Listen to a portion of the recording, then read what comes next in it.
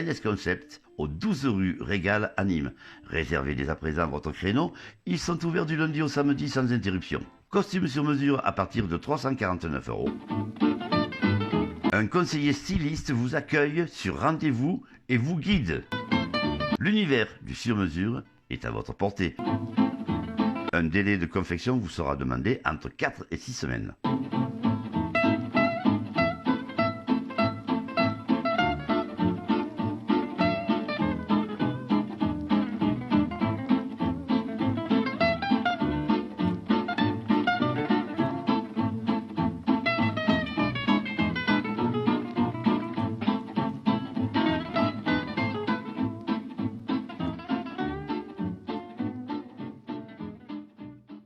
Donc alors, difficulté de réunir vos fidèles, mais en fait, comme on vous dit, c'est quand même difficile, mais vous arrivez à les rassembler.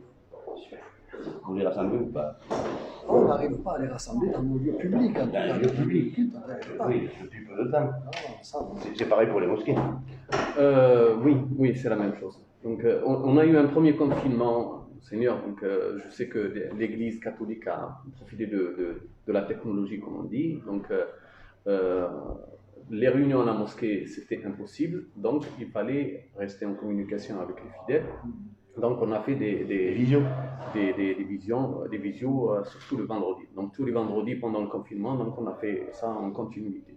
Alors, vous aussi, vous avez fait des visios? Oui, on a fait beaucoup de radio. Ah, de radio. Ah oui, parce que... On a une radio à portée de main, la Radio Alliance. Radio Alliance, oui.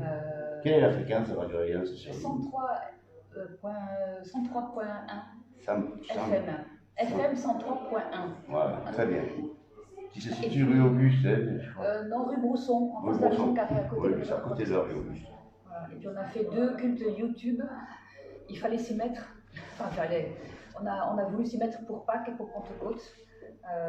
Et en fait, même si les protestants ne sont pas très à l'aise avec l'image, en fait, on est en 2020 et puis ils ont compris l'intérêt aussi, en absence de tout le reste, de faire des choses pas comme d'habitude. Donc voilà, mais c'est surtout la radio. On aime bien la parole et les ondes, ça nous va bien. Ah, le message à la radio passe toujours très bien. Hein. Il passe bien, je pense que c'est vrai pour les autres confessions aussi, parce qu'à la radio, on n'a que l'oreille qui est attentive et il n'y a pas tout ce qu'on peut voir qui parfois ne sert pas à grand-chose. Il y a une radio de jeunes là-haut qui est gérée par 1000 couleurs. L'association 1000 couleurs. L'association 1000 couleurs, oui, j'ai pas d'informations sur ça. Il y a une radio. Ah, je le savais pas. Ah oui. Vous me l'apprenez, ouais. C'est dans le quartier, donc je sais. C'est dans le local. Dans le local. Ah, d'accord. Et ils sont drôlement bien équipés, ils ont une radio. D'accord. Ah oui, ça c'est. Et la radio pour vous? Mais nous, on a aussi Radio Ecclesia, qui est basée à Pont-Saint-Esprit, mais qui est émet dans plusieurs endroits, à peu près sur tout le département. Donc c'est vrai qu'on a aussi cette radio, qui est un bon soutien, qui permet, comme on le disait, de maintenir un peu le lien entre les fidèles. Et puis sinon, alors c'est vrai qu'on a une sorte de tradition quand même de l'image chez nous. Et donc l'émission du dimanche matin, le jour du Seigneur, avec plusieurs confessions qui se retrouvent, hein. Mais la messe du dimanche est télévisée depuis une cinquantaine d'années, ou même peut-être un peu plus, je ne sais plus très bien. Alors, toujours connu, c'est ça, depuis des années, depuis plusieurs décennies, ça diffuse. Et puis quand même, dans la première période de confinement, le mois de mars, jusqu'à Pentecôte, beaucoup de prêtres, en tout cas, ont diffusé, notamment sur les réseaux sociaux, des moments de prière, des messes télévisées, entre guillemets, des messes qu'ils diffusaient, eux, sur leur réseau. Alors, on va commencer. Alors, tout le monde est prêt? 5, 4, 3, 2, 1, quand tu veux. Étouffez toutes les haines, éloignez tous les ressentiments, soyez unis, vous serez invincibles. C'est par la fraternité qu'on sauve la liberté. Victor Hugo. Les émissions se suivent mais ne se ressemblent pas. C'est le but de nos entretiens. Bonjour à toutes et bonjour à tous, vous qui nous êtes très fidèles, qui nous êtes fidèles à nos émissions. Merci également à Franck Alexandre qui nous accueille ici même dans ses locaux Arcadia Boulevard Amiral Courbet à Nîmes, qui nous met ses locaux à notre disposition. Alors nous recevons dans le cadre de cette émission, tête à tête, un peu spéciale, c'est une première pour nous, c'est vraiment une première. Alors, Titia S. Bandi, si je ne me trompe pas, S. Bandi, pasteur, on dit pasteur, hein, Oui. pasteur de l'Église protestante unie de France depuis 1987. Oui. D'accord. Jean-Claude Rodriguez, vicaire, vicaire de l'Église catholique du Gard, et ce depuis 2014. Oui. Donc on vous appelle Monseigneur. Oui. Oui ou non? Oui. D'accord. Alors Noureddine et Sadik. C'est bien ça. Alors imam président de l'association Union Imanopé, Nîmoise, gérante de la mosquée Lumière et Piété à Nîmes Val-de-Gour. C'est bien ça. Et puis vous gérez également d'autres mosquées.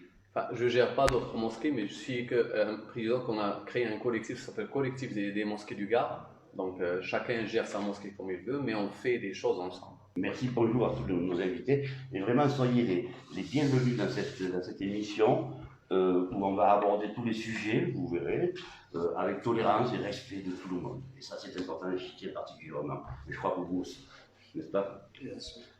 Alors, à la réalisation, bien sûr, et au montage, bébé Benjamin Baron, à la communication, à la mise en page et à la photo, France Pellicano.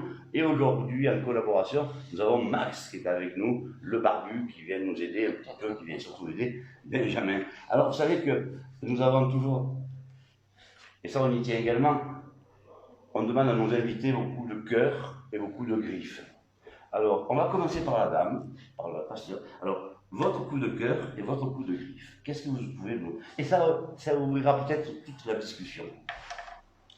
Alors, mon coup de cœur, c'est un nom que je regarde sur un papier. C'est Arup Senapati. C'est un chirurgien indien qui a été filmé et c'est devenu sur les réseaux sociaux une chose virale, comme on dit aujourd'hui. C'est un chirurgien dans le nord-est de l'Inde qui soigne ses patients, et notamment des patients du Covid. Et puis, il s'est pris à danser après chaque patient guéri.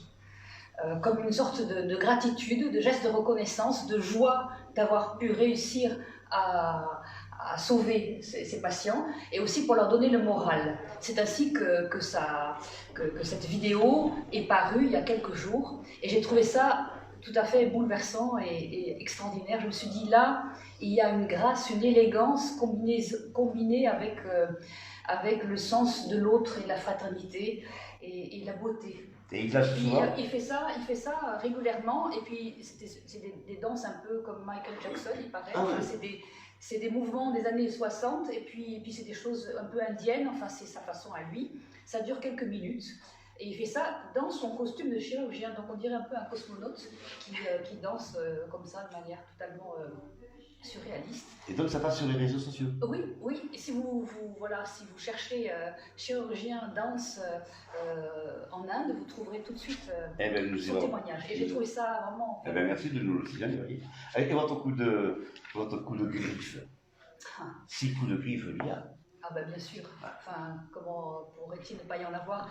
C'est la stupidité, la bêtise humaine, la haine, l'incapacité de faire corps autour d'idées majeures, de ne pas entendre les désaccords, une espèce de chaos, de bazar que j'assimile volontiers à l'album d'Astérix à la page 1. Lorsque vous voyez tous les albums d'Astérix, vous voyez le village gaulois, et puis chacun est là dans son précaré avec son poisson qui est meilleur que c'est le bazar qui sanglier. C'est le bazar, mais on commence déjà, on sent les tensions entre les gens, et puis souvent aussi au début il y a un peu de bagarre, et puis à la fin il y a le banquet. On n'en est vraiment pas au banquet. Nous non plus. Voilà, et donc ça me met en colère, cette stupidité, ce manque d'intelligence du cœur.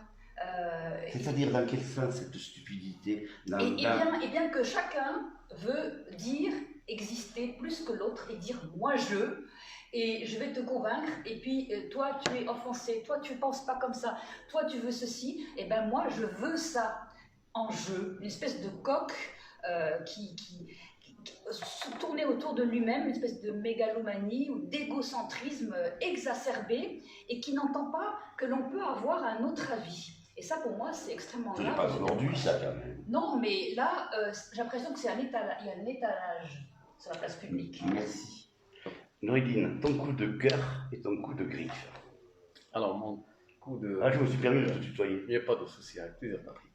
Mon coup de cœur, c'est la réaction des gens. C'est l'amour des gens, c'est le sourire des gens, c'est les messages de condoléances, de paix, de fraternité, de toute confession, qu'elle soit chrétienne ou musulmane ou athée ou autre chose, que la communauté chrétienne a eu pendant ces événements tristes. Et ça fait chaud au cœur.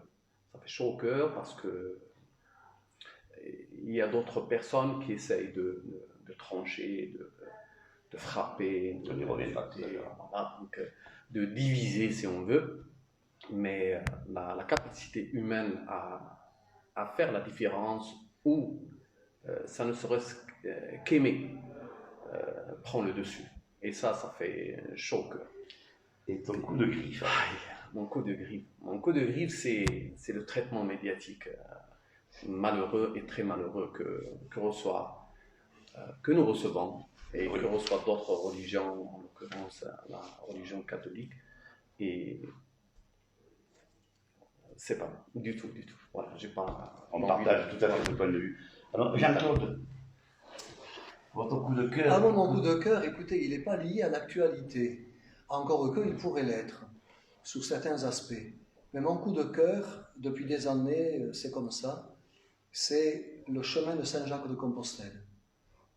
Je l'ai fait il y a 8 ans, partant du Puy-en-Velay jusqu'à Compostelle en 72 jours, à pied. Et pour moi, ça restera, je pense, jusqu'à la fin de mes jours, mon coup de cœur. Une période précise, vous l'avez fait? Oui, mes 25 ans d'ordination sacerdotale. Donc, nous étions en quelle période? En été, en hiver? Alors, on était en plein été, je suis parti le 30 juillet et arrivé à Compostelle le 12 octobre.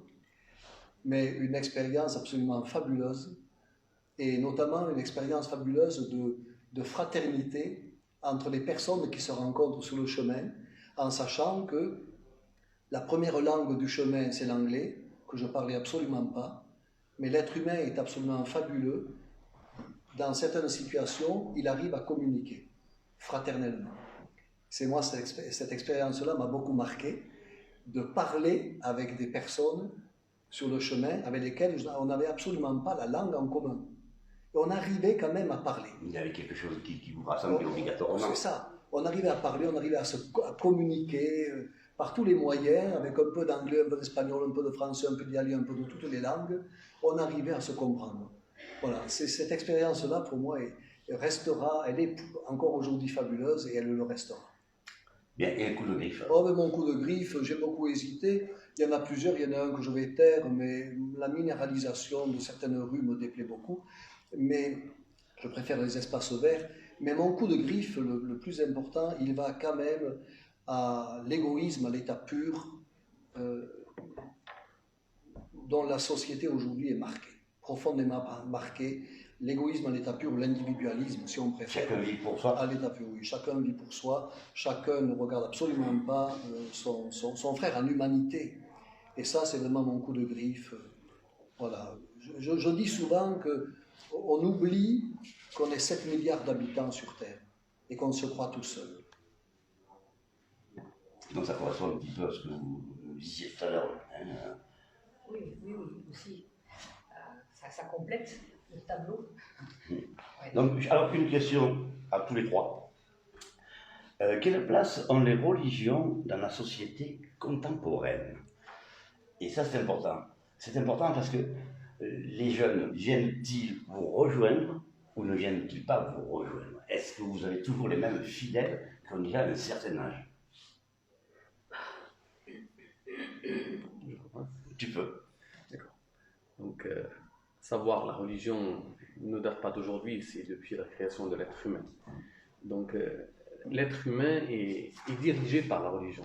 Et si c'est un cadre fait par Dieu et expliqué aux gens, aux humains normaux, aux intellectuels, aux notables, à tout le monde, et chacun il reste libre de choisir ou de ne pas choisir, de rester dans cette voie ou de ne pas rester dans cette voie. Et c'est perpétuel jusqu'à aujourd'hui.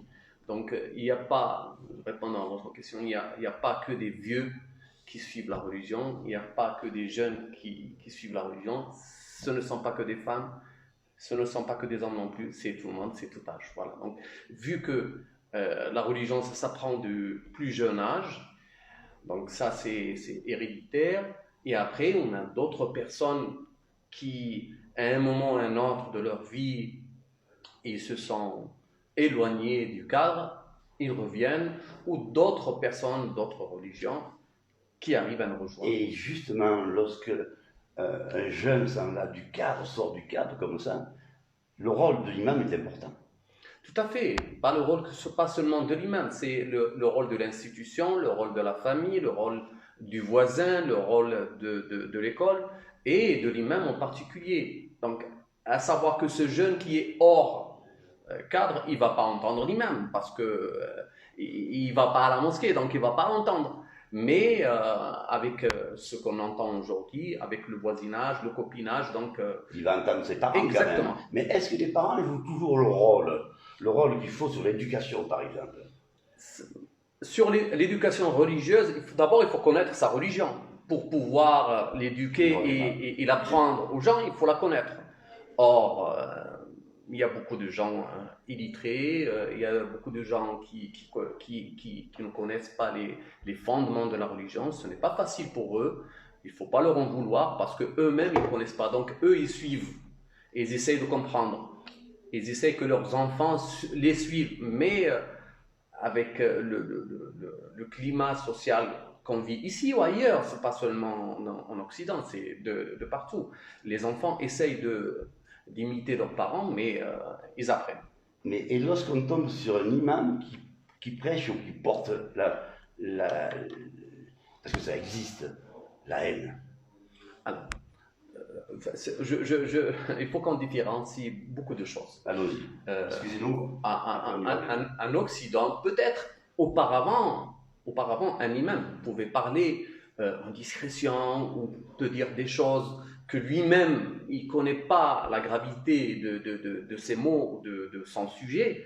Mais aujourd'hui, je vous le confirme qu'il est quasiment impossible de dire des choses qui n'arrivent pas aux oreilles de l'État ou qui n'arrivent pas aux oreilles, ça ne serait-ce que des gens au café. Et ils entendent les messages, tel imam il a dit ça, et tel imam a dit ça, tel conférencier a dit ça, et ainsi de suite. Donc, propager de la haine, je ne pense pas monter sur une chaire et représenter le prophète pour dire n'importe quoi. Les gens, même les fidèles, n'accepteront pas. Donc, voilà, donc c'est sûr et certain que des messages de haine ne passent pas dans les mosquées, passent ailleurs. Quel est votre point de vue donc, sur ce que vient de dire Noreddin, mais surtout comment attirer vos fidèles ou rajeunir pas la clientèle, c'est pas vos fidèles.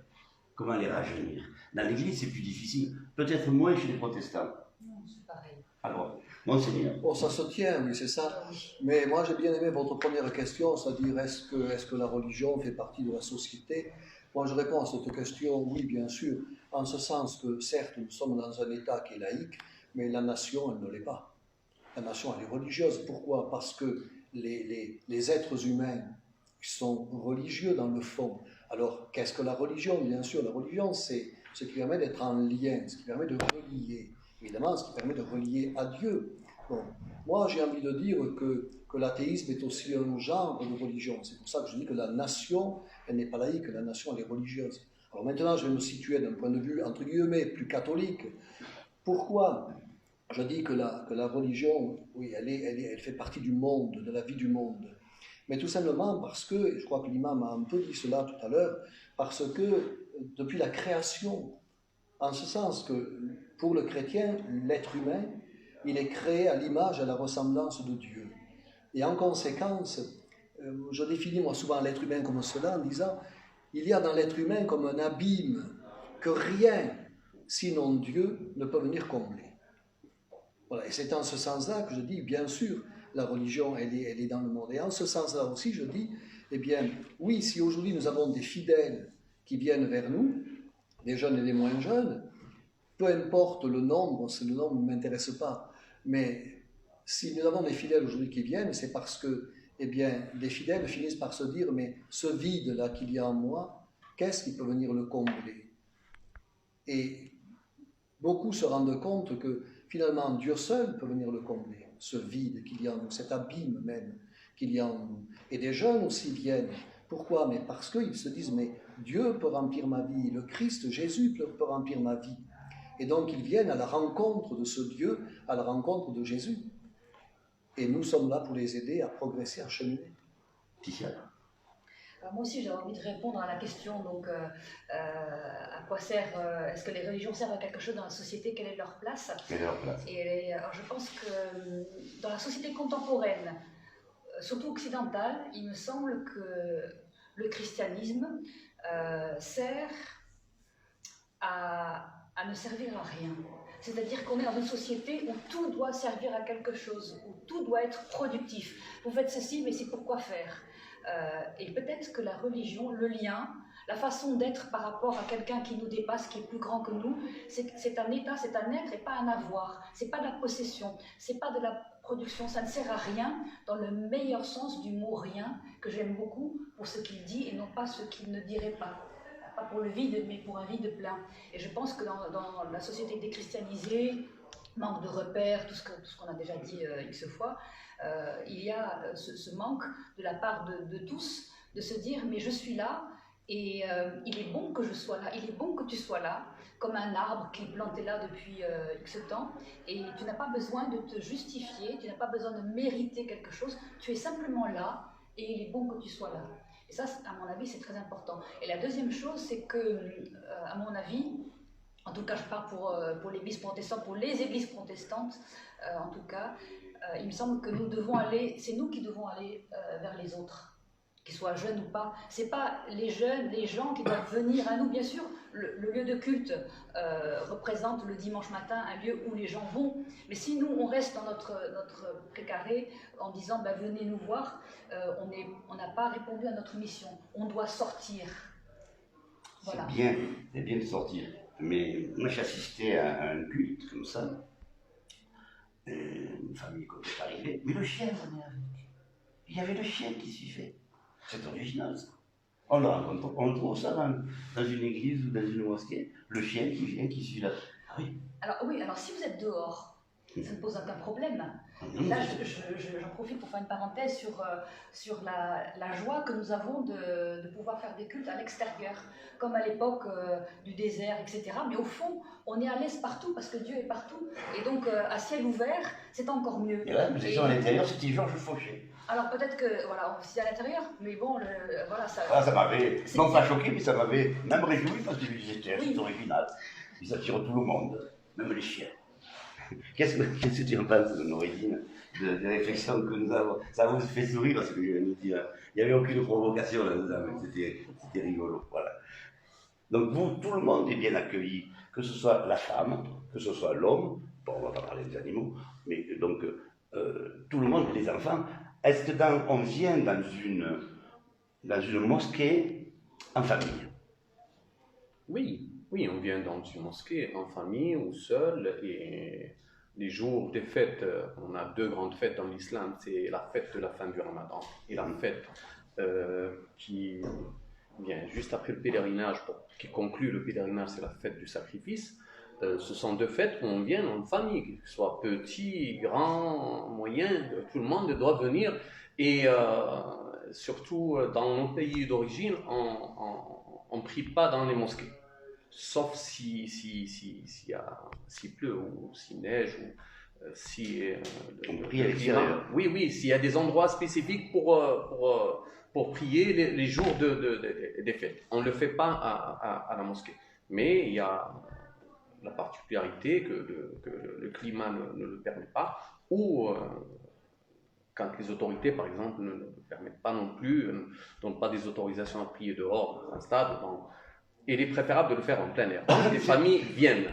viennent. Et pendant les vacances, et, les familles viennent aussi. Et il est du devoir des parents de ramener leurs enfants à la mosquée pour s'habituer, de deux, pour apprendre, et parce qu'ils seront les futurs peut-être dirigeants, ils seront les futurs imams et les futurs fidèles aussi. Donc on ne vient pas à la mosquée, on attend 40 ans pour dire bah, toi tu es musulman. Non, un musulman, ça, bah, c'est depuis la naissance. Voilà. Tous les musulmans sont croyants, beaucoup plus qu'un catholique ou qu'un protestant. Oui, peut-être. La particularité chez les musulmans, c'est qu'on n'attend pas un certain âge pour devenir musulman. Non, un musulman, c'est depuis sa naissance. Dès qu'il sort du ventre de sa maman, ben, on le prend. La première chose à faire, c'est faire l'appel de la prière dans une oreille et faire l'appel ce qu'on appelle l'appel de l'adhan et iqamat salat, ça veut dire pour lever la prière et faire la prière dans la deuxième oreille. Donc on commence déjà par ça. Donc c'est le premier jour, à la sortie du ventre, c'est la première chose qu'il doit entendre, c'est l'appel à la prière et pour faire la prière. Voilà, donc ça, la première chose hein, qu'on fait chez les musulmans. Et après, il y a choisir le nom, il y a le baptême, ce qu'on appelle chez les catholiques le baptême. Donc, il arrive rapidement chez vous le baptême? C'est au 7e jour. Au 7e jour. Voilà. Au 7e jour. C'est intéressant, vous saviez comme il faisait une prière dans chaque oreille? Moi, je ne savais pas, je viens de découvrir. C'est une belle tradition. Hein? Non, je connaissais avec le doigt sur la bouche, mais c'était une histoire d'ange qui met le doigt sur la bouche, mais je crois que c'est pas propre à l'islam, c'est une tradition plus... Non, ce qui est dans la religion arabe, c'est que nous, notre religion, il est guidé par deux choses. Il est guidé par la parole du Seigneur d'Allah et par la parole du prophète, ses gestes et faits, ainsi que ses compagnons. Donc tout ce que le prophète a fait, il nous a dit de faire, ainsi que ses compagnons, nous le faisons. Et notre religion, c'est un cadre, comme j'ai dit, il est très vaste, et il nous a appris, dès la naissance d'un bébé, faites-lui l'appel de la prière dans l'oreille droite, et voilà, la prière aussi. C'est bien, on a appris quelque chose. Bon, par contre, tu viens de parler du prophète. Venons-en au but. Que penses-tu des caricatures? Et que pensez-vous, vous, des caricatures? Et peut-on pardonner à ceux qui nous ont fait du mal? Peut-on pardonner à ceux qui représentent une mauvaise religion? Non pas pas ceux de l'islam, par contre ceux que vous êtes, la majeure partie des gens sont très bien. C'est important de le souligner quand même, que ce soit dans les quartiers ou ailleurs. Mais alors, est-ce qu'on peut pardonner à tous ces gens-là? Est-ce que vous pardonneriez, vous, Monseigneur, à ceux qui ont tué, les derniers qui ont tué à Montriche, par exemple? Est-ce à moi de pardonner ou est-ce à nous de pardonner? C'est la question que je me pose. Le pardon, c'est une grande question. Je pense que c'est celui qui est offensé qui a à pardonner, qui peut pardonner. Moi, qui suis-je pour pardonner au nom de quelqu'un d'autre? C'est une grande question, la question du pardon. Et cependant, c'est une question qui doit être présente, qu'on ne doit pas éluder. Mais à qui est-ce de pardonner? Nous, ce que nous avons à être, c'est être des témoins du pardon, d'un pardon possible. C'est être aussi des personnes qui appellent au pardon. Mais moi, je ne me vois pas de pardonner à la place de quelqu'un d'autre. Voilà, c'est ma position. Mais par contre, je dois être un témoin du pardon, je dois être un appelant au pardon. C'est-à-dire que vous allez écouter peut-être celui qui a mal. Vous allez écouter plutôt que de pardonner. Je vais commencer par écouter. Cette écoute allant jusqu'à pouvoir pardonner. Mais commencer d'abord par écouter.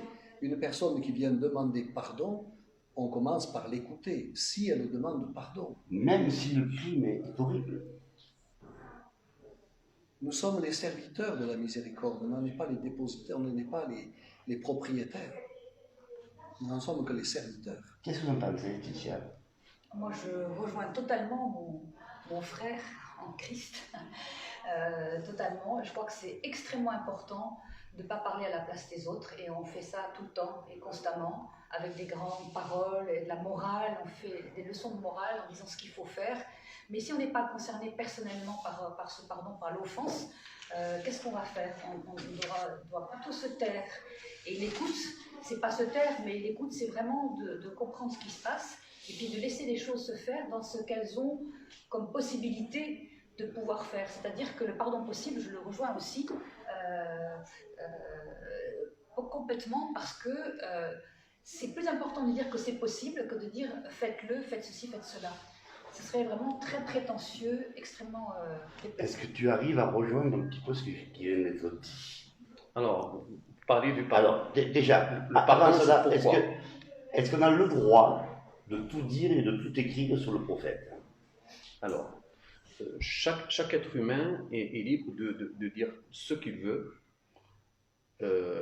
comme il veut. Je parle au niveau spirituel et au niveau religieux. Il y a un moment où il faut respecter la personne qui est en face de moi. Il faut respecter mon voisin, qu'il soit juif ou catholique ou athée. Il est de mon devoir de le respecter, ne pas l'offusquer ou l'insulter, parce que sinon, je transgresse. Enfin, au niveau, je parle du point de vue religieux. Après, je passerai au point de vue laïque. Donc, je n'ai pas le droit ni d'insulter, ni de transgresser les droits de l'autre, ni... je n'ai aucun droit. Son sens, ses biens, tout ce qui lui appartient, il est interdit pour moi, il est illicite pour moi de le toucher. Après, nous, on vit dans une société laïque où il se dit, bon, il y a la séparation entre la religion et l'État. Ça, c'est conçu, voilà, donc il n'y a rien à dire dans ça. Après, est-ce qu'on a le droit de dire tout du moment que je vais mettre en colère ou l'attrister Jean-Claude, par exemple? Non, je ne le ferai pas. Donc, chacun est libre de ses choix. Donc, nous, on ne le fait pas. Et les musulmans, en général, ne doivent pas le faire. Et ils ne veulent pas qu'on leur fasse non plus. Donc, après, la société est différente. C'est un contexte différent. Donc, le pardon existe? Non, le pardon, il existe toujours. Il a toujours existé. Donc, nous, notre modèle, c'est pour ça, on revient au modèle. Notre modèle, c'est le prophète. Voilà. Le prophète, au tout début de son envoi par Dieu, de son message, et il a été sévèrement puni, lui et ses suiveurs, si on dit, ses compagnons. Il a été voir, quand le cercle le plus proche de lui, c'est son peuple ou sa communauté, l'ont réfuté, l'ont pas accepté. Il est parti voir une autre tribu qui s'appelle At-Taïf, Thaqif. C'est à 70 km de la Mecque. Il est parti peut-être pour trouver des gens qui accepteront son message. Et ces gens-là, qu'est-ce qu'ils ont fait? Ils ont envoyé tous les gamins avec des pierres et des bâtons pour le frapper. Ils l'ont frappé. Et ce jour-là, le prophète était abattu, donc c'est pire que fatigué, et Dieu, non, c'est pire que la caricature de non, ça n'a rien à voir, c'est un niveau qui est très élevé. Donc, même il saignait de ses pieds, de son corps, sa tête et tout, et Dieu lui envoie un ange, parce que cette tribu, il se trouvait entre deux montagnes, et lui dit, si tu veux, Dieu m'a envoyé, si tu veux, je ferai abattre les deux montagnes sur cette tribu. Il lui a répondu, Seigneur, pardonne à ma communauté, parce qu'ils sont ignorants. Parce qu'ils ignorent, parce qu'ils ne le savent pas. Donc voilà. Ça correspond un peu à... Oui, vous savez, je voudrais revenir sur la question des caricatures précisément. Oui. Parce que ça renvoie à cette question dont on entend beaucoup parler ces jours-ci sur la liberté d'expression. Bon, la liberté, en règle générale, vous avez lu quelque chose de Victor Hugo, c'était ça. Oui. Il avait parfaitement raison, Victor Hugo. Quelle peut être la limite de la liberté? Eh bien, je pense qu'en France, peut-être ailleurs, j'en sais rien, mais en tout cas chez nous, parce que notre devise le contient, ce que je vais dire, liberté, égalité, fraternité. Et en conséquence, la limite de la liberté, elle se trouve dans la fraternité. Dès lors que je blesse la fraternité, eh bien, il faut que je révise ma manière d'être un homme libre. Voilà, pour moi, c'est la limite. Si je blesse la fraternité, je fais un mauvais usage de ma liberté.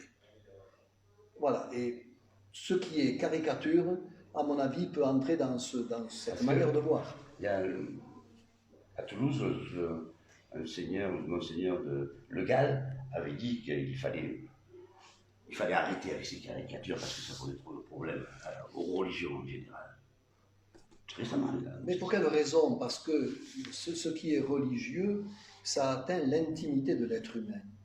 Vraiment, ça atteint l'intime de l'être humain. Et l'intime de l'être humain, il a quelque chose à dire à cette fraternité qui doit être la nôtre, même s'il s'agit d'une fraternité laïque, bien sûr, mais l'intime de l'être humain a quelque chose à dire à cette fraternité. Par conséquent, voyez, c'est pour ça que je dis que notre liberté, oui, moi je suis à fond pour la liberté, et puis image et ressemblance de Dieu, Dieu est l'être éminemment libre. En conséquence, l'être humain aussi est un être libre, mais qu'il ne fasse pas n'importe quoi de sa liberté. Et qu'il sache par exemple que oui, ce qui peut être une des limites de sa liberté, eh bien c'est la fraternité. Si je blesse la fraternité, j'ai fait un mauvais usage de ma liberté. Ticia, donc, le temps passe très vite, il va falloir, parce que j'aurais voulu vous dire un petit mot sur vous trois, et c'est important. Que pensez-vous de ce qui vient d'être dit sur la fraternité, sur les dessins, sur les caricatures, sur ce que le message de sagesse qui nous a envoyé également? J'ai envie de dire plusieurs choses. Je pense que le fait, en France ou ailleurs, de supprimer la plume d'un dessinateur qui fait des caricatures, c'est pas une bonne chose. Parce que la caricature, c'est la possibilité de se moquer de soi-même, à condition qu'on soit se moquer de soi et pas que des autres, et toujours les mêmes. Et ça, c'est un autre problème. Mais la distance que suppose la caricature, c'est-à-dire le rire, la dérision, l'autodérision, est quelque chose de fondamental. Mais je crois que ce quelque chose de fondamental, finalement, n'a pas été respecté dans cette affaire des caricatures. Parce qu'au fond, qui se moque de qui, il faut pouvoir se moquer de soi. Voilà. Et je peux comprendre une communauté, quelle qu'elle soit, qui se trouve toujours montrée du doigt en permanence, comme si, au fond, les excès, les extravagances étaient que toujours d'un côté, alors qu'on a vraiment à laver notre linge sale, chacun dans sa communauté, et aussi, pas seulement dans la religion, mais aussi dans les partis politiques. Je pense que là, ce travail n'est pas fait et ce n'est pas honnête. Mais je ne suis pas pour dire il ne faut pas faire de caricature ou pas ceci. Par contre, et je cite le pape François, c'est pas de coutume pour une pasteur. Il a dit, lorsque on ne cultive pas sans cesse la fraternité partout où il se doit, donc la cultiver comme on cultive un jardin, eh bien, donc qu'on lèse la fraternité, il dit, la liberté s'affaiblit. Et au fond, ce que l'on veut, c'est que la liberté demeure, qu'elle soit forte, c'est extrêmement important. Mais effectivement, il y a une trilogie entre liberté, égalité, fraternité. Voilà. Donc comment tenir tout ça ensemble et ne pas attiser la haine et pouvoir entendre quelqu'un qui dit, alors, moi je veux faire cette caricature, je veux dessiner, ok. Est-ce que vous pouvez entendre quelqu'un qui dit, moi je suis offensé? Est-ce que les deux peuvent se dire? Est-ce que la personne qui est blessée peut dire, je suis blessé, plutôt qu'on lui dise, ah c'est interdit en France, République, on n'est pas blessé, c'est pas politiquement correct. Il faut que cela puisse être dit. Et si ça peut être dit de part et d'autre, dans tous les points de vue, là peut-être on aura avancé et on passera peut-être à autre chose. Et à mon avis, ça n'est pas réalisé. Et c'est ça. Oui. Je vais rajouter juste une chose par rapport au pardon. Le prophète, comme vous le savez, il a passé toute sa vie à la Mecque. Donc à l'âge de 40 ans, il a reçu la révélation, il a vécu 13 années à la Mecque dans un état épouvantable, dur, sa communauté, sa tribu lui a tourné le dos, la mort de son oncle qui le défendait et tout, et il était obligé d'immigrer jusqu'à ce qu'il a reçu l'ordre de partir, d'immigrer de la Mecque à Médine. Donc quand il est revenu à la Mecque en tant que conquérant, c'est-à-dire celui qui avait la force il les a rassemblés tous. Qu'est-ce que vous pensez que je vais faire de vous? Et là, ils ont compris. Il dit, vous êtes un fils de notable et de noble, et tu ne feras que le bien. Il leur a dit, partez et vous êtes libre. Il n'a touché aucun cheveu. Donc le pardon, pour notre religion, c'est vaste, mais il faut juste le comprendre et le savoir. Et merci beaucoup. C'est Merci beaucoup. Parce qu'on a appris des choses quand même. Alors, j'avais d'autres questions. On ne pourra pas, parce que ça va trop vite. Vous étiez très intéressants tous les trois. Je voulais te signaler une chose, c'est que Noureddine, il est imam, mais il a un travail à côté. Il travaille, c'est ça? Oui, hein? oui. Donc, qu'est-ce que tu fais dans la vie? Alors, moi, je suis travailleur indépendant, je fais du débroussaillage, j'ai une entreprise de débroussaillage et du bois de chauffage. Donc, voilà. D'accord. Et tu arrives à avoir suffisamment de courage le soir après ton travail pour apporter la bonne parole? Oui. Ben, le travail, c'est dans la journée. Après, il y a largement le temps, surtout. Il faut trouver le temps. Alors, Monseigneur, merci d'être venu. Est-ce que vous avez quelque chose à rajouter? À rajouter, oh oui, si vous voulez, sur le pardon. Allez-y. La première parole de Jésus sur la croix, Père, pardonne-leur, ils ne savent pas ce qu'ils font. Première parole, elle est ouverte vers le pardon. Elle nous invite à pardonner. Qui ça? Le mot de la fin? Alors, c'est une parole que j'ai lue d'une théologienne, peut-être catholique, je n'en sais rien, qui dit laissez Dieu se reposer. Peut-être se fatigue-t-il de vos sottises, de vos conflits. Peut-être qu'il en a un peu assez. Imaginez un peu cela. Laissez-le se reposer. Parlez un peu moins de lui et fraterniser un petit peu plus. Enfin, je le dis avec mes mots, mais c'est un peu ça que j'ai retenu. Et elle dit que la laïcité, d'ailleurs, bien comprise et bien vécue, permet justement à Dieu de se poser. Et je trouve que c'est intéressant, parce que la laïcité est quand même ce qui nous permet d'être ensemble. Exactement. Et j'ai bien aimé. Noureddine, un mot de conclusion, si tu veux bien. Moi, je voulais vraiment vous remercier tous les trois d'être venus. C'est une première pour nous. Vraiment une première. Et merci de nous avoir invités. Exactement. Exactement. Et nous, on se connaît un petit peu. Ticia, c'est un ami en commun qui m'a dit, tu devrais l'appeler. En plus, c'est une femme. Moi, j'ai dit, tant mieux si c'est une femme. C'est Alain, notre ami Alain. Et puis toi, c'est Saïd qui m'a dit, tu verras, c'est quelqu'un de bien. Saïd de m'avoir aiguillé là-dessus. Alors, merci à Benjamin, bien sûr, à Max, à France qui s'est régalé, qui a pris des photos. Et puis, on vous dit, et comme je vous le répète une nouvelle fois, c'était une première sur les religions en essayant de ne pas être agressif. Et ça, c'était important pour moi, qu'on ait cette tolérance pour les autres. Merci à toutes, merci à tous, à très bientôt, bye bye, et restez-nous fidèles.